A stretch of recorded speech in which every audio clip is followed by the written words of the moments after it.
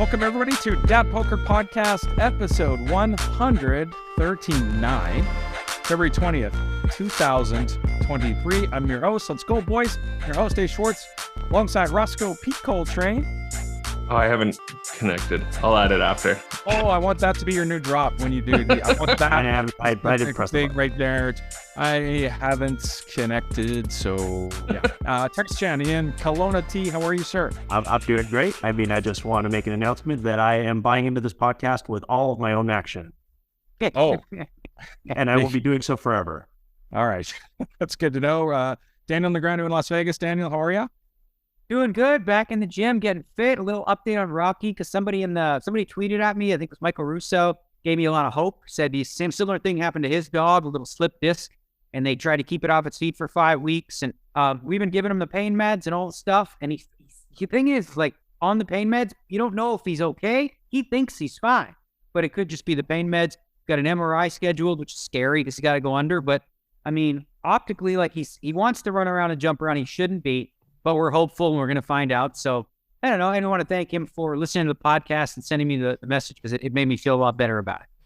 Do we have pet insurance? Is there insurance for this? These are the health insurance for the dog? He doesn't need pet insurance. I have no idea, but the vet literally said, because I have Patty takes, my assistant takes him to the vet. And like they said, we might need an MRI. And it's like, she's like, well, it's Daniel, right? It's like, yeah, he's going to want to do it. Like, because she took care of my Mushu for 17 years. And they're like, yeah, I remember, like, he always says yes. It, like, doesn't how much it costs. It's like $180,000 MRI annually. Like, I'm not in a place where they're like, well, it's $2,200. I'm like, yeah, I don't care. Just like, give him what he needs. Make him healthy. Nice. Good to hear. Pet insurance would just be an extra hassle. Oh, yeah. Yeah. You got to make claims. You got to pay monthly. It's stupid. All right. Speaking of following up on stuff from previous podcasts, in our last podcast, we talked about a bit of a decision that came down with the last longer bet between Daniel and Nacho Barbero, where there was some confusion about if there was going to be a chop or not. I think if you want to go back, just to recap it, Daniel, he asked you if you wanted to chop. It was down to two of you. In one of the Poker Ghost mixed game events, and you said something along the lines of, "We could." I don't even need to recap it because I'm going to do it with the message. So you don't have to go back because we're going to lay it out. And the reason I wanted to bring this up right off the top of the show, thanks to Terrence, he said it was a good idea, and I agreed. Is that I think a lot of people outside of poker, like, they don't really like, how do you handle these disputes? Like, what's the process, right? So I think it's going to be really interesting to see how we walk through it. First and foremost, obviously we had a dispute, right? I was under the impression I did not agree to chop. Nacho fully believed that I did. So we're at an impasse, right? Where I'm getting free roll. There's 32,000 in the prize pool. And from where I'm sitting, if Nacho wins, he gets 32. I get 0. If I win, he gets 16, I get 60. So, because I would never take a penny, right? So we got a little heated, frankly, between me and Nacho. And I've apologized since. It did. We sort of, yeah. But anyway. Can you touch on that a little bit? He went up. He said something. And then I said some more stuff, and then, but we're gonna leave that out because it's all love. We're hugging it out, whatever. But anyway, I'm just glad you didn't blow it up on Twitter because of fucking that. No, I'm not degrading it down to that. No, what we do is we essentially say, all right, let's pick 3 arbitrators, right? I allowed him to choose 2 of them. Okay. With my pick, I picked Matt Glantz, and the reason I chose Matt Glantz is because Matt Glantz, as far as I'm concerned, has a really good history of being impartial. It's not about friendships or anything. He's going to look at the case and he's going to be very I think he does have good common sense in these spots, and I felt like, okay, well, he's going to be fair. Profit is king. This is America. Yeah. Could you veto a judge? Is there that power between either? Probably we could, because we both have to agree. He was fine with Matt left, and he nominated the other 2. He said Scott Seaver. Said absolutely, sure, why not? The third one he went with Sean Winter. I was like, I wouldn't have thought of Sean Winter as a guy, but he said Sean Winter. So those are the 3, and. So how does it work? Do you guys appear in a Zoom? Yeah, I'll tell you. So I've been on the other side several times. Just several Dan Bilzerian actually bets where I've been an arbitrator. And I want to tell you, it is a task. It is annoying. You have to deal with the back and forth, he said, she said, and all this kind of stuff. So I want to thank all 3 of them for coming to the ruling. So what happens is we both present our sides. It's all via message, right? We're not in person together doing it, or is it just you? No. Okay. I send my side. He sends his side. They can ask follow-ups to anybody who was there, whatever the case may be, and figure out, best course of action going. So I said my piece, he said his. So the ruling came in, and I'm going to read it. It's a little bit lengthy, but I feel like it's worthwhile so that people can see how much thought went into this. This feels almost like what you would, like jurors don't put as much thought into as much as, Matt and the crew did. So it starts by this. They called it the meeting of the minds in the email. It says, it's from Matt, I believe. So it says, my understanding of the dispute, an offer was proposed by Nacho. The offer was neither accepted or declined by Daniel. Nacho genuinely took the response as an acceptance of the offer. Daniel genuinely intended to not accept the offer. I am confident neither party had ill intentions during this initial interaction. The main question, what is a fair outcome considering there was no actual meeting of the minds? Daniel holds responsibility for not being crystal clear when responding to a legit offer. Nacho's offer was clear, but Daniel's response was unintentionally and unfortunately ambiguous. Nacho, in turn, holds responsibility for not confirming the transaction. It is quite careless by any world-class gambler to make a verbal transaction at the table and not confirm by a simple text or some other means. Daniel's stance that he never chops, as well as Nacho's stance that he played the bubble a certain way, are both moot. They only prove intent. Intent is not in question here for either party. There is no question Daniel thought he did not agree to a chop. There is no question Nacho thought Daniel agreed to chop. These arguments only go to proving what I already know to be true. Important facts and claims. Daniel claims if Nacho won the last longer attempted pay, Daniel would refuse the money because in his mind, they never agreed to chop. Knowing Daniel for a long time, I'm taking his word for it. This is in line with everything I know about Daniel, and I 100% believe this to be true.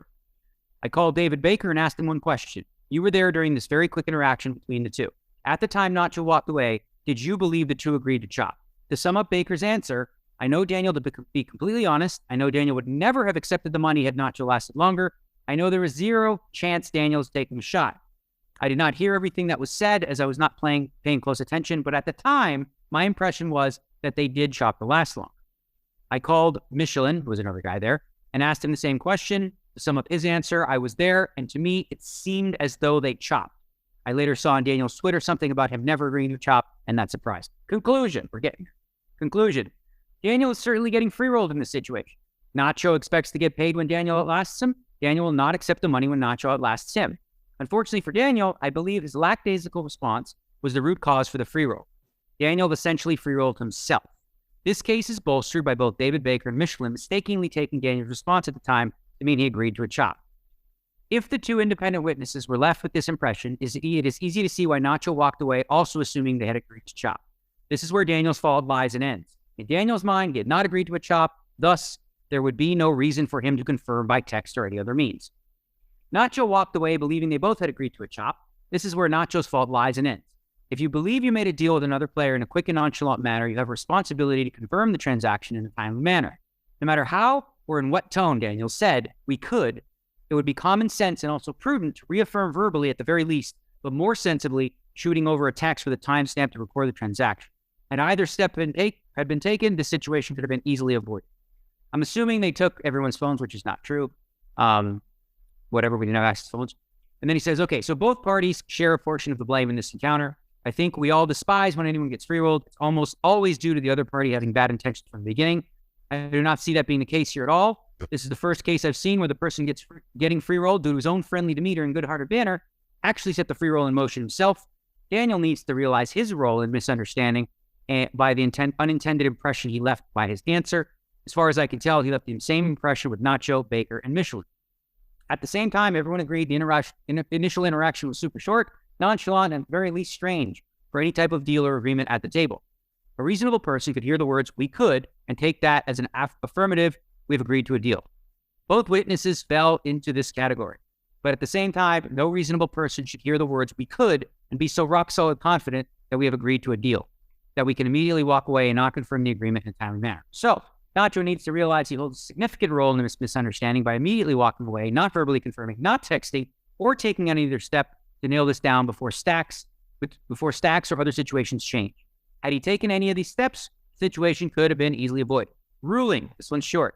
The ruling is, even though things got heated between the two of you after the fact, the most important thing to understand here is I'm extremely confident neither party entered into the situation with any ill intentions.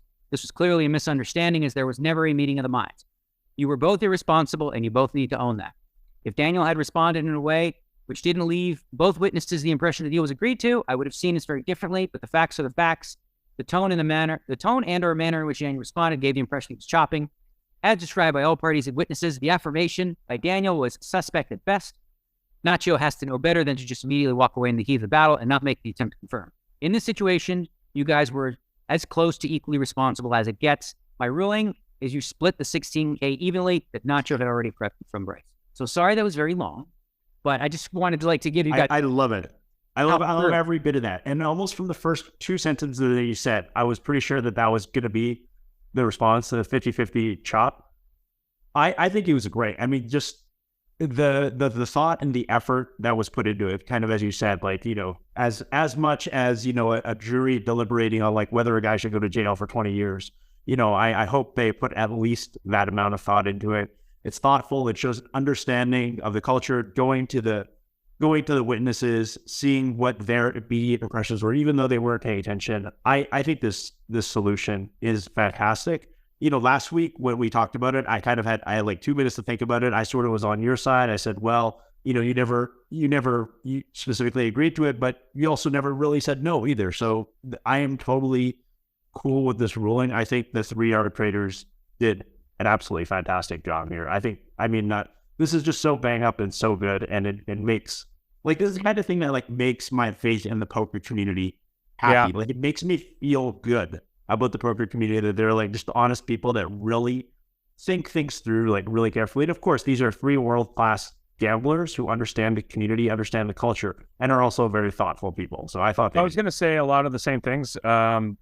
This makes me feel great about the poker community, that we can come together and do these type of things and handle it ourselves in a respectful and honest way. The only thing I think I have a bit of a problem with the ruling is, and it seems a bit odd to quote witnesses who admit that they didn't see the whole thing or they didn't have full understanding of the situation. So maybe they only heard part of it that leads more to Nacho's side, or maybe they only heard a little bit more that leads to Daniel's side. So I would kind of probably discount, if I was on the arbitrator, I might discount somebody who didn't actually see the entire thing or hear the entire thing. So that's nitpicking. I think it's a fantastic, thoughtful process. Yeah, I want to be honest here too. For a couple of days in a row with the back and forth, I was genuinely losing my shit. Like, this, it's not about the money. Clearly, it's not about 16,000, right? It just that I'm like, in my mind, I'm so convinced. I know I would never do such a thing. My poor puppies, look, they're so sensitive that I was texting. I didn't even say anything. I was texting. They felt my energy, and he went to the laundry room to hide. But he felt like I was going to break something. I was so fucking pissed. And like I said, I was out of line. I sent Nacho some DMs that were out of line and stuff, and we've apologized to each other. And I'm very happy. Like, it's a huge load off my back. The relief. Like, I do think it is a fair assessment. I acknowledge their points that, I said we could. I was sort of flustered. I was like literally in the middle of the hand, whereas nobody, I would have said something, or otherwise I should have just said, no. Like, just say no. You know what I mean? Like, he said something, and I said we could ambiguously. Like I said, I would just kind of be nice or whatever, revisit it. I don't know, but like, but in the end, like, so that was the thing. It's like when 2 people are kind of right about their position, right? Because we both are. Like, Nacho fully thought we chopped, right? And I'm fully convinced we didn't. So that can create some, like, kind of like what we live in with the world. People like on 2 sides of an issue, like, that are extreme. They're like, you're crazy. I'm like, no, you're crazy, right? You guys remember I went to be this myself a couple of years ago with Mike McDonald. I still haven't really spoken with Mike, even though we were kind of friendly, like, over something that, like, in the long run matters very little. Like, the money matters dick all to either of us. Why didn't you get arbitration? Like, you get emotional because you think you're right. Again, nobody cares, but you just don't want to admit that you're wrong, and you don't, like, you feel very strongly that you're in the right. And like, you have this other guy who's 100% also in the thing that he's right, and you guys are just butting heads, and you're like, but this. And yeah. Why didn't you go to arbitration? I think because it was against his site. And he was just like it's a betting site. So yeah, I didn't want to. Like, I need to do good, but I mean, it's like, it's such a tiny, like, it's fucking trivial. Like, I don't know. I thought it was meaningless. Yeah. Well, anyway, just that's for those of you, because I think a lot of people wonder like what our world looks like, and it's like in so many ways the poker community is way more honorable than the real world, because in the real world, well, there's no contract. There's no written out document. In the real world, the lawyers would have just gotten all of it. Like, if you had a $16,000 dispute with some other guy who had a $16,000, like, the lawyers just get like all of it. Right. And meanwhile, these three guys, they put a lot of hours. I mean, I was reading. They put a lot of time into this, and they're getting nothing out of it. But that's it's an honor in a sense to be asked, right? Because when someone asks you to be an arbitrator, they're saying, we trust you. We trust you to be fair-minded, right? So, like, Terrence or you, I would, consider as people to arbitrate as well. And that's I think that's a compliment to a lot of people, and people appreciate it. When I'm asked to arbitrate, I take it seriously. I try very hard to listen to both sides. And I've been involved in some huge ones where I had to make Can you tell us without names? Can you tell us a couple of the or maybe an interesting one that without names? Yes. Well, I'll tell you the one there was one big one with Dan Bilzerian made a bet against this other guy, and this guy had to get to So Dan Bilzerian and others bet on this other guy to get down to like 12% body fat, and he was 30% like in a year. And there was a dispute about one guy thought he was cheating. The other guy thought that he was cheating, that he was using, like illegal drugs, or that the DEXA scans he was using were fake. And so there was a huge dispute. We went through tons and tons and tons of documents, like, to get to the bottom of this. And ultimately, there was nothing. I mean, I ruled in Dan's favor and, in the other guy's favor because, the bottom line is on the day he doesn't have any evidence of anything that he did, So yeah, but anyway, it was arduous, but it's it's a responsibility that, like, when you're asked, it's like jury duty, but different. Yeah. By the way, I looked it up. I did offer to go arbitration. He said no. He just said no. Fuck you, and I'm not paying you. He thought I was free rolling him by asking to go to arbitration. That's never right. I mean, arbitration. I mean, if you believe in your case, then you should be able to pick three people that you think can see the truth. All right, let's move on. We have some poker to talk about this week, which is awesome. We've got a hand or two to discuss. On Poker Go, we saw a live stream cash game. Well, sorry, recorded cash game, right? No gamble, no future. No, it was live stream. Oh, was it live stream? Okay, super high stakes cash game on Poker Go called No Gamble, No Future, hosted by Jeff Platt and Brent Hanks. Fantastic television. It was great to watch. And it was a bit of a strange, well, not strange. It was a different format. So it was up to $1 million buy-in. You could buy in for $500K and reload and fire another bullet for $500K. Escalating blinds, right, Daniel? I think it was started at 500, 1,000. Yeah, basically every 3 hours they kicked it up. They started at 500, which was pretty small, considering everyone's got 500,000. And then it would go up, and then until the end where they were playing like with a mandatory straddle, and it's like 1, 2, 4. So day 3 was where shit really hit the fan. Day 3 and shit did hit the fan. We had the largest pot in U.S. poker live stream history. It was just shy of 2 million, 1.978 million pot that was played by Patrick Antonius. Surprise, surprise, Patrick's back. He's playing in the high stakes games, and he played against Eric Pearson, who, of course, had the run-in with Phil Hellmuth that we all remember. They're playing in a large cash game. It starts off, and we'll go through the hand here quickly. It starts off, Eric Pearson raises to 7,000 from the hijack with the Queen 9 of Hearts.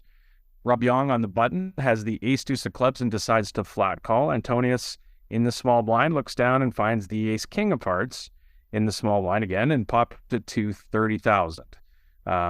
Pearson called, Young called, and the flop came 8-3-3 with 2 hearts. So both Pearson and Antonius flopped 2 overs and a heart draw. Rob just has ace high, so he whiffs this a bit. Antonius leads for 40,000 on the flop into a $94,000 pot.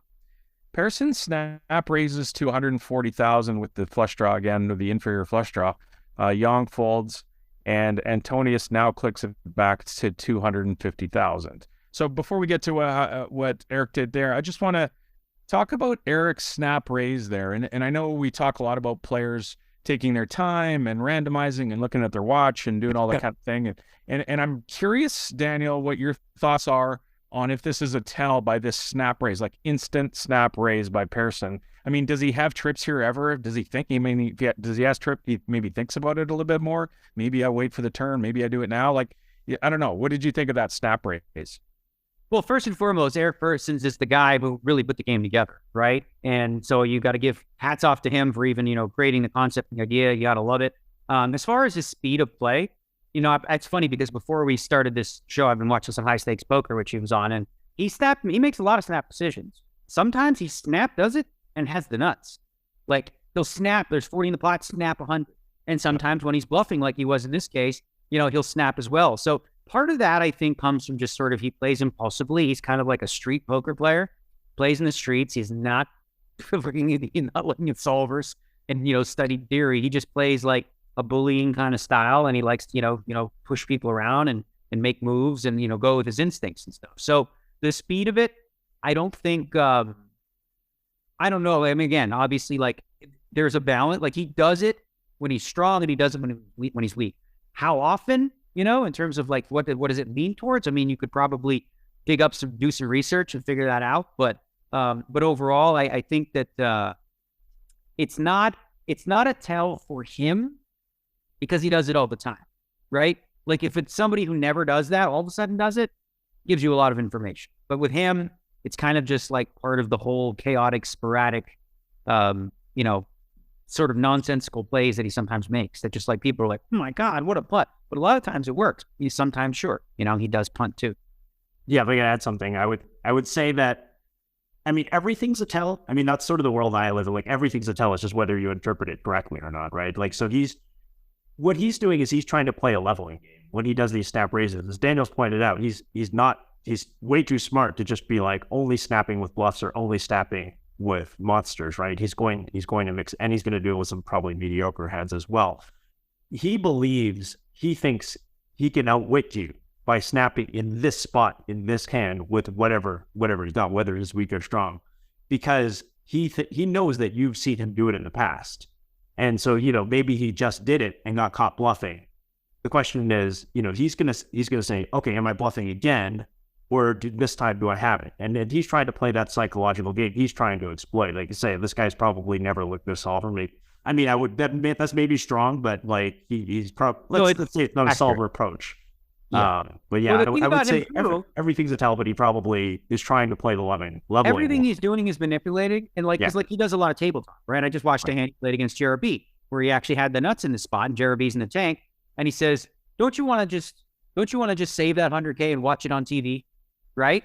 Which sounds like, well, does he want me to fold? And then he shows him a card and he's always in the sort of business of reverse psychology and making you guess. So again, yeah, I think with your traditional player, you could probably look at that and go, ooh. But with him, you sort of have to read through the bullshit sometimes because he's got a lot of misdirection going on, which I appreciate. I think it's fun. It's good. It's fun to watch. It is good TV. The talking was just generally great on the show. There's another, if you study this hand, there's another tiny little thing that you can pick up that's not really relevant to the hand, but Rob Young, when he calls the 3-bet in position on the button with the ace-deuce of clubs, he says, oh, I was thinking of 3-betting anyway, so this just saved me the effort or whatever it was he says. It's a really strong giveaway about the specific type of hand he has. He's a hand that he could have 3-bet but chose not to, and that sounds like a lot on the button, but it's really not, because it removes a lot of stuff. It removes, first of all, the very strongest hands are automatically removed because he would have just back 4-bet it. And it also removes a lot of things like 7-4 of spades, right? Like he doesn't have that, but because he was never thinking of 3-betting that hand. Yeah, but that's if he's telling the truth. No, what I think is, but he says it in such a casual way that he's telling the truth on this. Like it's very, because you're a good poker player and you can read, but that doesn't mean that everyone's gonna be like, oh, he's telling the truth. You know what I mean? Right. But that's what I say. Like, if you're studying this head, you kind of should know. You should just see from his body language is like when there's table talk and there's table talk. This guy's telling the truth. Like that's such an honest statement from Rob in that moment that you can remove him from the hand and then he doesn't feature in the hand because he. Oh right, yeah. But it's a fun thing to just pick up if you watch the hand a few times, like I have. Sure. Okay, so back to the hand. Again, Antonius leads 40,000 on the flop into 94,000 with the ace king of hearts on the 2-heart board. Pearson snap raises to 140, as we mentioned, with the worst flush draw. Rob Young folds, and Antonius now clicks it back to 250,000. Pearson wasted little time in calling, and the offsuit ace is on the turn. So now, again, Antonius is locked to win as long as he doesn't fold, and he now leads for 150,000 into 600,000, I believe. big pot here, and Pearson moves all in for 692. And Antonius thought, I believe it's Persons, by the way. What's that? I believe it's Persons, by the way. Just his name. There's no S on the end. It's just Person. I think it's Person. Why did everyone call him Persons? Okay. Anyways, Antonius waits about 10 seconds and decides that he's going to call it here pretty obviously. And Eric Pearson is drawing dead on the turn for the largest pot in American streaming history of almost $2 million, which, I think, Dan, we've talked about it and even here in another podcast that he is that unpredictable player. And if anybody's going to get into a $2 million pot drawing dead, it would be him, because he's going to win a lot of these pots by playing this way as well. So, but overall, we talked a little bit there, but overall, Terrence, does his hand surprise you at all, or is there anything out of? Yeah, I mean, if you watch Person play, like he creates actually builds plot. He's he's aggressive like this. It's surprising. I mean, it's because you don't expect to get it in. It's not a good play. Yeah, it's not a good play. Yeah. But so I wanted to talk about. I don't even like immediately love how like Patrick. Well, it was street poker. It was just complete poker. It made no sense. It wasn't like you're going to break this down and go like theoretically what happens here. But I think theoretically, and we didn't talk about this part of the show, which was unique, which is important. After Patrick wins this pot, he's up almost $1 million. Okay. Now, with the format of the show, every player at the table puts 100,000 into a kitty that goes to the biggest winner, right? So that's an extra 600,000 laying out there. So now Patrick's up 980-something thousand. If he can just fold out, right, and hang on, he's going to pick up an extra 600K, right? So that's like a really interesting strategic situation of what comes up. I'll just tell you the hand that happens that changes the fortunes where Andrew Roble goes on a heater. It's a hand where if the blinds are 1-2 with a 4K straddle, Patrick opens for 10K on the button with 2 9s, pretty standard. And then Roble makes it 60 from the big blind with Jack 10 suited. Calls with the 9s. It comes Queen 9-8. Roble bets. Call. Turn is a spade. So there's 3 spades there now. They should be a little worried about. Roble bets big again. 3 9s call. River's a blank. Now Roble bets 300. There's about 500,000 in there. Roble bets 375 into the spot, right? So this whole thing is everything Patrick wanted to avoid, because he's not only risking losing the pot, he's also risking losing the 600K. And I don't know that he factored that into this equation at any point, because he probably should have folded.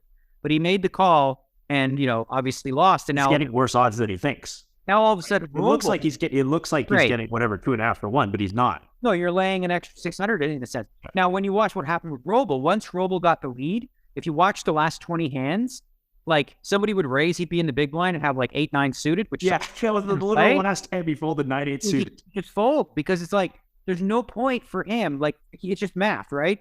Like you're putting in like whatever, 8K more to potentially win a little bit more, but you're risking 600 on top of that, like going into the pot. When I thought of it, it was sort of like this weird hybrid. It's sort of like a super satellite in a weird way. Like, in a super satellite, when you have a ton of chips and you can't possibly not win your seat unless you do something stupid to play a hand. It was sort of like that. It was sort of like the opposite of a regular poker tournament. So what happens in a regular poker tournament, we get down to like 5, 4, 3 hand or whatever. The chip leader plays every hand and tries to bully the small stacks, because the small stacks are just trying to creep into the spots, because second pays more than third pays more than fourth pays more than sixth. Like reverse IC. Yeah, that's IC. Everybody knows this. This is backwards, where the guy who's the chip leader wants to play the smallest pots possible, and the guy who's in second place wants to tangle with the chip leader. So Roble, 3-betting Jack 10 suited. Now, Jack 10 suited is a pretty premium hand in no hold up, but like he's made it's even extra juicy to 3-bet Jack 10 suited against a late position raise when it's the guy you're chasing. Because if you do cooler him, now you get a 600K bonus on top of it. It's a really weird structure. And, the upside of it is that you had these exciting pots, like who's gonna be the overall chip leader at the end of the day. But you also have this weird effect where the guy who's the chip leader is supposed to play super tight, which is, a little bit less fun, I guess. It would have been great if there was like a pot near the end where maybe Roble has kings on the button and it's like 5 bets to him or something. It would have been. If it's 5 bets to Roble and that deep, it's probably kings are probably no good anyway. Let's get to the rest of the good stuff. All right, the good stuff. Here we go. We've been accused of being making fun of Hellmuth in the past. We're probably going to do it again tonight because he went on a stream in LA and he had the biggest loss of his life, I think, back-to-back days. He loses 150 grand on the Hustler live stream, and then the Live at the Bike live stream, I think he lost the same amount of money. Is that right? We're in that range? People in general are really afraid of me. The largest loss of his televised life. I certainly hope that the guys who've been playing poker for 30 years just lost more than 160K in a day. Playing that high. Yeah. So anyways, he in the past, and Danny, you'll know more about this than I do. He had talked about, because he was getting a hard time. Everybody was watching him play against the streamers. Remember, he played against Mr. Beast and all those guys, and he was playing on like 10 big blinds, and they had millions of dollars in front of them, and we're all just like, you're supposed to be the best player in the world. What the hell are you doing here playing 10 big blinds against people who can't spell poker? What the hell? Why are you on this thing? You're tilting the entire poker world by being on the stream and not doing anything. And I don't know if that's your intention, but it's happening. And then, so I guess well, that's not where it ended up. That's not it. So that was the first. But then he had Phil Hellmuth at Live at the Bite, okay? And he was playing a 12 big blind stack, okay? He was playing 2,500 with the blinds 1 and 200. And I mean, I noticed this because I was watching, and on that stream, there was 500 people watching. Hustler had a stream at the same time, and there's 17,000 people watching, right? And so Phil at the end, because he's playing with Eric Persons, who bought him for 400,000, he's like, let's go. You talk a big game, let's go. And he's sitting there with 2,500 talking about how he's going to bust Eric. I'm like, it's going to take you 50 double ups, right? So at the end of the session, I think Phil realized, maybe this isn't great, me playing that short. So he said, I promise. And also probably because, he can't play on high stakes poker because they won't let him because, he nits up. But hang on a second. Wait. They won't let him play on high stakes poker? Well, you don't want like a nit that's going to ruin the game. Yeah. It's important to keep the game lively and loose. And I'm going to talk about too, like why that's a thing, right? So he said after the session, he says, I promise that every time I plan a live stream, I will buy in for 300,000. Okay. He didn't say blinds. He said amount. He said 300,000. He said 300,000. Yeah, well, whatever. He said 300,000 is what he would buy in for in every stream going forward. Right now, the reason short stacking, and this should be obvious to a lot of people, but like if you're in a cash game with the friendly stuff and everybody's gambling, playing loosey goosey with straddles and stuff like that, right? If Ross sits down with 20 big blinds, he's such a massive favorite because everyone's spewing and everyone's playing loosey goosey, playing deep stack poker, that it gives him such a massive advantage, right? And what it does is it forces everybody else to be like, well, fuck, I can't open because I got this guy who's going to shove on, right? So it makes the game tighter and it just hurts the game. Like that's why for these cash games, it should be like almost like minimum 100 big blind rule. And then you go from there, which is what I suggested to Phil. So as you said, he goes and plays and I'll let you take it from there. But yeah, that's sort of where he made the statement. This is what I'm going to do. Okay, so he plays he's playing against Robbie Lou. Like we all remember back with the controversy with Robbie Lou on the Hustler live stream. So he's playing in a stream with Robbie and others, and he gets felted in tremendous fashion because let's go through this hand that he had. We have the hand. Do the King 10 one first. Yeah, that's the one I'm going to go with. Ross, are we going to play the hand? Do we have the video of the hand, or how do you want to do that? He fell for it, but he had a set. Yeah. That is the greatest line ever. All right. I'll just tell you whatever. It's like the most important parts of this hand is, and again, this could be a screen graphic thing. I'll pose the question to you, what you guys think. But like the board is like ace, queen, 8 or something. Yeah. So like ace, queen, 7, ace, queen, 8. He check calls. The turn is like a 5. And he's now got king 10. He's got king 10. He's up against ace, queen, I believe, right? Yeah. He has king 10 with the 10 of clubs, which is really important. And he doesn't understand why it's important. Because it's like the worst hand to have as a bluff catcher because it blocks all the flush draws and bluffs that would be there. So now he does his thing. He's like, I'm going to outsmart him and check all the flop. I'm going to lead the turn. What a read! Yeah, I'm going to lead the turn with the king 10. The guy pops him, right? Fell for it. The guy fell for it, right? He fell for it, but he had top he didn't have ace queen. He had a set of queens. Oh, okay, yeah. So the guy raises, right? The river's like a 7, so the board is like even 9-10 gets there. Phil checks. The guy bets. Phil calls him, and on the graphic, it shows he called with king 10 high. And then Phil says, that he had ace 10, and he says, I let out. Play it again. It's too fucking funny. I got fucked up because of the app game. Play the, I trapped him. He fell for it, but it flopped set. So great. I love it. He fell for it, but he had a set. Fell for it, but he had a set. He fell for it, but he had a set. So I bet out to induce a raise. Yeah. So he calls the river with king high, and or he swears he had ace 10, and it's possible because they do make sometimes. But it's such a Phil thing to do. It's a Phil thing to do here to call with king high. What I'm almost like sure happened is he thought he had ace 10, but he actually had king 10. Maybe. I'm not. I think he had king high and he was hero calling and he got to say, I thought I had an ace. I don't think so. I don't think the way that he plays the hand, the manners, like he doesn't tank for even a second with king high. Like he snaps it off and like the lead on the turn is totally consistent with the way that Phil plays. He's like, oh, I want to like check call and then protect my hand because weird things may happen. Like it's a very Hellmuth way of playing. That What's also interesting about the hand is whether he had not like him to just like donk lead with the gut shot, pure gut shot. Other interesting part is like whether he had king 10 or ace 10, the fact that he had the 10 of clubs with either hand, either hand is a bluff catcher, and either hand, although one is much worse because the king 10 high, like the guy could say, you got it, I have a 5, right? So the ace 10's better in that sense, but like having the 10 of clubs is like the worst possible card to have. And it's the worst because, just for everybody out there, Daniel, it's the worst because removes some flush draws and some combo draws, right? Yeah, so basically if you want your opponent to be bluffed, you construct the range of their bluffs, right? A big part of that range will be hands like king 10 of clubs, jack 9 of clubs, hands that are flush draws, right? When you have the 10 of clubs, that goes from 45 possible flush combos to 36. And now not all 36, because he's not going to have deuce 3 suited, deuce 5 suited.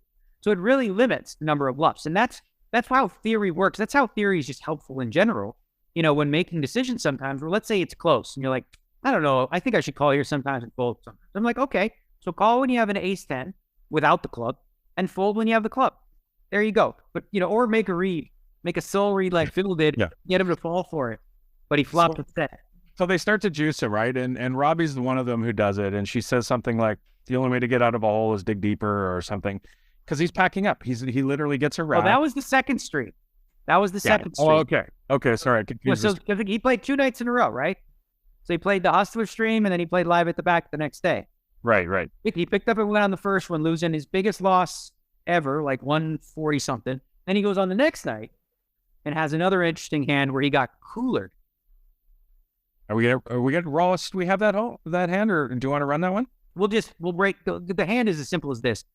It goes like Phil just slow played kings pre-flop, played pretty deep, whatever, which is fine. I really have a problem with it. Then the flop comes 3 diamonds. He doesn't have a diamond. He has 2 kings, and then another card. The river card comes a 4th diamond. And Eric who would bet every street, bet the river and had ace king of diamonds and won the pot. And then Phil claimed that he had aces instead of kings, which is weird. And said if I can't trap people with aces against ace king, then then I'm gonna lead. And then he picks up. That's when Robbie like stuck the real needle in him. Yeah, and then that's what. But how many burn the fucking place down? This is the hand, right? I'm not getting them confused. Like he threatens to burn the place down, I think like 5 times in that whole spiel, which throw back to last World Series. But yeah, that's like before racking up, he's like fucking gonna burn this fucking place down, and he mutters it under his breath so many times it's almost like he wants us all to hear it. Like in case the commentators were talking over him the first time, like he repeats, "I'm gonna burn this fucking place down" multiple times. It's classic Phil. That's now he's locked predator shit, bro. So now he's played 2 streams promising to buy in for $300K, which is what he promised, right? Loses 144, loses 194. And Ross, I think you have this, right? He put a tweet out. Let's play the video of what Phil had to say going forward about what he's going to do. Okay, everybody, listen. I'm going to buy in for whatever I want to buy in for on all live streams and cash games. I will buy in 300,000 to 500,000 if I play high stakes poker. Other than that, all live streams I'm going to buy in whatever. I know I said before I'm going to buy in 300,000 of my own money. Nope, it was too painful losing 140,000 in one hand. If I'm up 140 and I lose with my kings to the ace king of diamonds on the Bicycle Club stream, then it's not as painful. But my own money, that hurt. So I know I'm rescinding what I said before. I'm going to buy in whatever I want to buy in for From now on, tomorrow I'm playing no gamble, no future, and Tuesday as well. A lot to unpack there. So good. I mean, he's a fascinating human. He continues to do shit that just nobody can understand. First of all, who makes an announcement? First of all, I'd just like to announce that I'm no longer buying into the thing that I said I'm going to buy it for. I think for him, right? For him, obviously his public image and his integrity matters. And he is a man that I would say for all the years, like he's a man of his word or whatever, right? So he just threw out his word saying, I'm going to do something. And 2 sessions later, he's having a nervous breakdown because he realizes, guess what? All this time he's been talking about how he loves deep stack poker. Not so much. Not so much. He said it's too painful, right? So now he wants to because he wants to continue to play on these things, but he also doesn't want to be able to deal with the pain. Well, he wants to be back. He really wants to lose other people's money. Yes, that's a sidebar, I think. Yeah, but that's sort of... I think it's a sidebar, but I think it's hilarious. So the last time that I sold a significant amount of action to investors was 2006. So it's been a long time now. Luckily, I've, run pretty good financially and stuff like that. But I remember busting a tournament on something really stupid and feeling so terrible that I felt like I had to refund every investor because I just played so bad, and I don't even remember what I did. It probably wasn't even that bad for 2006 standards. But I feel terrible when I lose other people's money. It's so much more gross to lose. I lost 180,000 of my own money in fucking 12 minutes of online poker. It feels bad. I'm wrong. It feels bad to lose at high stakes, but I feel so much worse when I'm losing other people's money. I don't get that mentality. Dan is you haven't. Well, he doesn't believe that. See, because the difference is he believes that he makes people money, right? Because he's won on these streams. He's won a bunch of times. He always brags 30 out of 32 sessions. He's won all this money, which I would challenge. He says he's won 1.3, 1.5 on these live streams, and I would say I will bet that if somebody comes through all the streams he plays, I'll bet under 500 for a lot before these last 2 streams, right? Yeah, he could make an offer, and then he wins there's probably some kid out there will do it for $20 an hour. It just goes well. Yeah. We're thinking about doing that. It'd be funny because he comes up with these grandiose numbers. I won 78 in my last 80 heads up things. He just has numbers he throws out. They're not fucking verifiable, or they are verifiable, but he doesn't do it. It's to throw them out, But interesting. So he's very, very sensitive, obviously, right? And I've been seeing in my mentions all these people talking about, he blocked me for this, he blocked me for that. And I think you got one tweet out there of one guy. I want to read this because this is tweet of the week. No question. I thought it was a great tweet too. This is fantastic. And it's somebody named Beruzzi at BERIUZY. I got to give him a little shout out there, or her.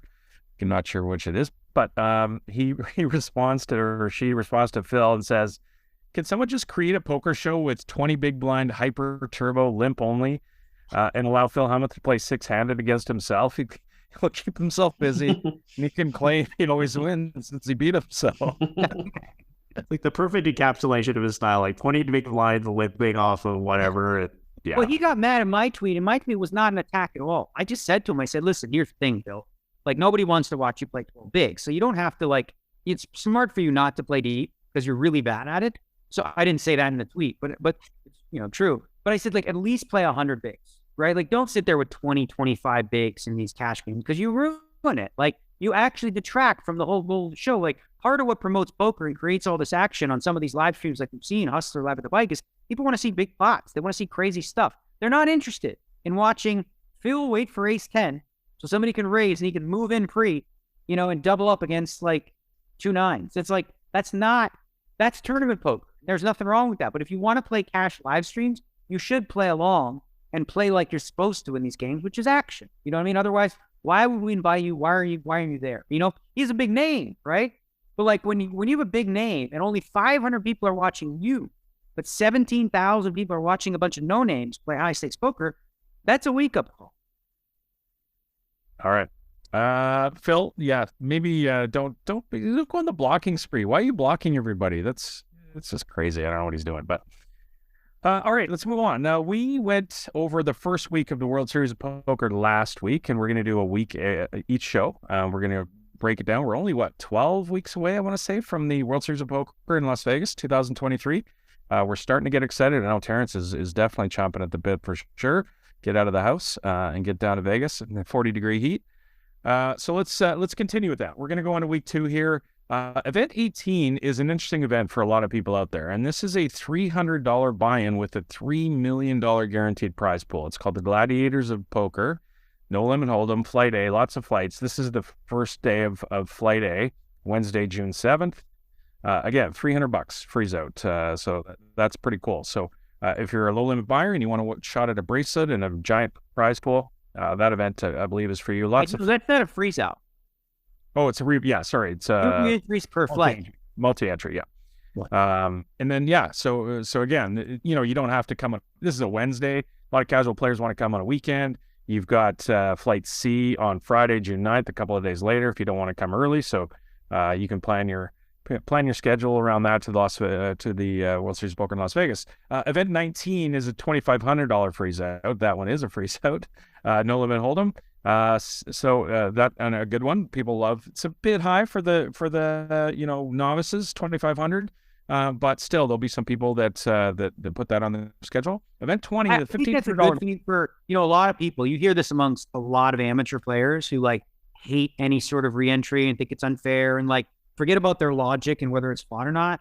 I think it's important to have some events that are traditional freeze outs, and it's good that they have these on the schedule at reasonable price points. So so then there's you just play. I think it's great to have freeze outs. I'd agree. Absolutely. Obviously, the main event. Also, you can't have if you have 2 big reentry tournaments running at the same time, it makes the cage a nightmare because you got just lines out the door because everybody's trying to reenter, especially for $800 for.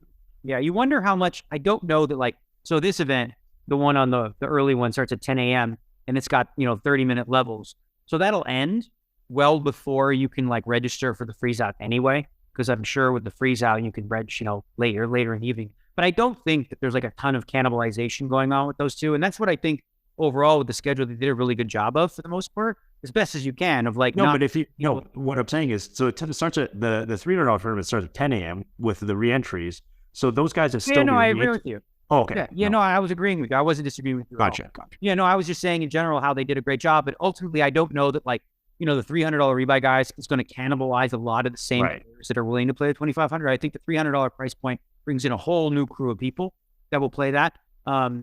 Again, so for those that bust or like Sean Deebit and want to bag both, they'll be able to do that.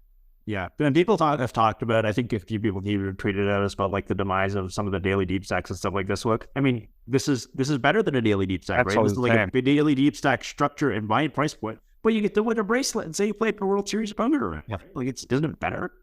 Yeah, playing a $3 million guaranteed prize pool event for sure. The other event that day is definitely not going to cannibalize anybody because it's a $1,500 Badoogie event that starts at 2:00. I'm in. That's my first event. 8-handed. Badoogie's only ever 8-handed. So it qualifies. It fits under. I'm retired from 9-handed poker. I told you guys that. So I could show up. That probably will show up that day in late reg. I'm very curious about this tournament because this is one of the events I've been hearing for so long amongst community. People need a Badoogie. They want a Badoogie only tournament. They gotta have it. Whatever. So we shall see if they really want this event. They put it on the schedule. Let's see if you can get 300 plus players for the $1,500 Badoogie. There is one reentry available, and it is a game where that can happen because for those that don't play Badoogie, sometimes it's really fucking hard to make a Badoogie. How many do they get for 1,500 triple draw? I'm not sure exactly, but because it'll be a number that's smaller than that by about 15 or 20%. But for those, but the rebuys can have because for those that don't know how. Oh yeah.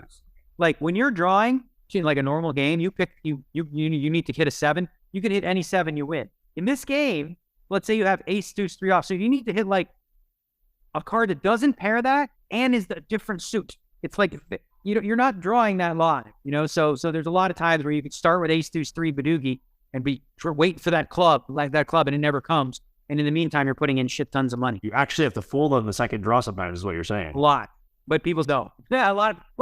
Beginners don't, professionals don't, but yeah. I actually folded one where I got check raised. In the 25K with one draw to come, I had ace, deuce, 4 Badoogie and he checked. So I'm okay, well, my 3 card is best. I bet it, and he check raised. Okay, and I was fuck me. That's a hand. That's a big hand if he can check raise it. And it was also, ICM stuff and tournament strategy, but I'm I'm like, if I just call here, I just don't have that many outs. You might have like 3 outs sometimes. I mean, against some people, you're like 4 outs. Right. Like, for example, if he actually has a 7 Badoogie, then I can literally only catch the 4, or like, let's say I had AC Street, the 4, 5, 6, or 7 of diamonds. So it's 4 outs, literally. Yeah, that's not a lot. All right. The next day is Thursday, June 8th. There's a $1,000 pot limit Omaha 8-handed event at noon. At 2 p.m., there is a $10,000 limit hold'em championship. I know a couple of guys. 8-handed. The 8-handed $10,000. It doesn't say They all are now. They're all elite. Yeah. Okay. All because of Terrence. You did it, buddy. It's I've been trying to do it for 10 years. But you just had to tell me. That's it. The next day, Friday, June 9th, there's a 50K high roller, no limit hold'em, for a 3-day event starting at noon at 2 p.m. Event 24, $1,500 RAS. So again, we're not cannibalizing at all there. Saturday, there's another flight. Yeah, I mean, literally, sorry, just to interrupt real quick, but like look at that. Thursday night, 10K limit hold. That's not the same crew as the 50K high roller at all. The $300 Gladiator Flight C, that's not the same crew at all. The 50K high roller is a special set of players entirely, and then a $1,500 RAS. So you've literally run the gamut. Low buy-in tournament, really high stakes tournament, mixed game tournament, and a small big field event for the no limit guys. Like, I mean, like I said, like day to day, you look at this and you're like, this is really well done. Yeah, and the last event that day is the 10K Omaha High Low 8 or Better Championship at 2 p.m. that kicks off. So, yeah, again, just a fantastic structure so far as we go through this.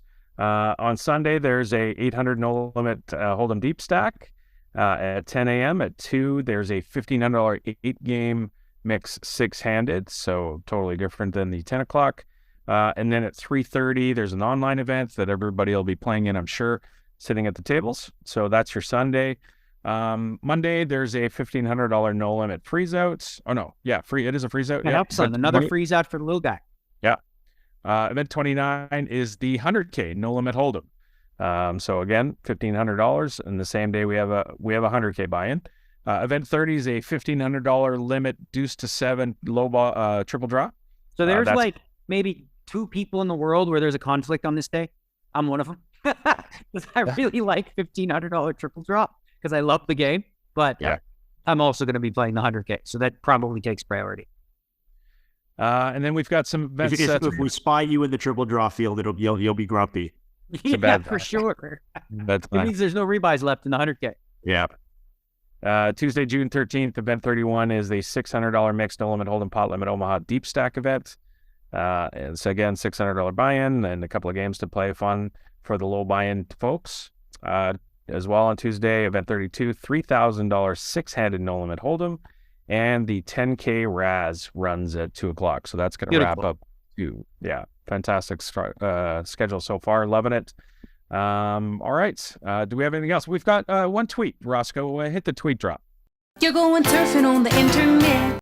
Daniel Negreanu tweets at Real Kid Poker. Obviously, the Grand Slam of the Poker Go Tour is the Poker Go Cup, the U.S. Poker Open, the Poker Masters, and their Super High Roller Bowl. Who will be the first player to win all 4? I thought this was great, and this is part of this sort of building out for poker, where we have in golf, we've got the Masters, and here we've got the Grand Slam. Tennis has the Grand Slam as well, so we're boring that term, but a lot of fun. And Daniel, I believe you and 2 other people have 2 of the 4 legs, right? So me and Sean Winter. I'm not sure there's a third. Okay, so you and Sean Winter. So obviously very, very difficult to win. You know, the Grand Slam in golf also difficult to win, but this one as well, right? So, you know, you think about some of these tournaments and you've got to run good and play good and play them all and try and win one. So once it'd be nice to have something for the first guy to win all 4 here. Yeah. Well, so this is really the brainchild of Kerry Katz, right? So I don't think people realize how lucky we were in poker when Kerry started to fall in love with the game. Because Kerry's wealthy independently, right, from his own businesses and stuff like that. And Poker Go, he's not making money off that. Like, the goal is to break even. But he's created this essentially Grand Slam for high stakes players. It's created content where people can watch, they can tune in, you know, and it's special and prestigious to those that play. I always get tweets about people saying, bro, why would you watch that? It's just a fucking sit and go 30 people, da-da-da. Like, there's haters about everything, right? But, obviously the higher vines, you're going to have smaller fields, but they're talented fields, and that makes it hard to win all 4. I think probably, the hardest one to win is the Super High Roller Bowl because, obviously it's just one event per year, and it's, yeah, I mean, well, I don't know. They're all kind of tough in their own ways because you have to run hot across the board. I've got the Poker Go Cup win and a Super High Roller Bowl. And so got the U.S. Poker Open coming up next month and Poker Masters in the fall. So maybe I'll just knock it out this year. Take those and then run on to the World Series.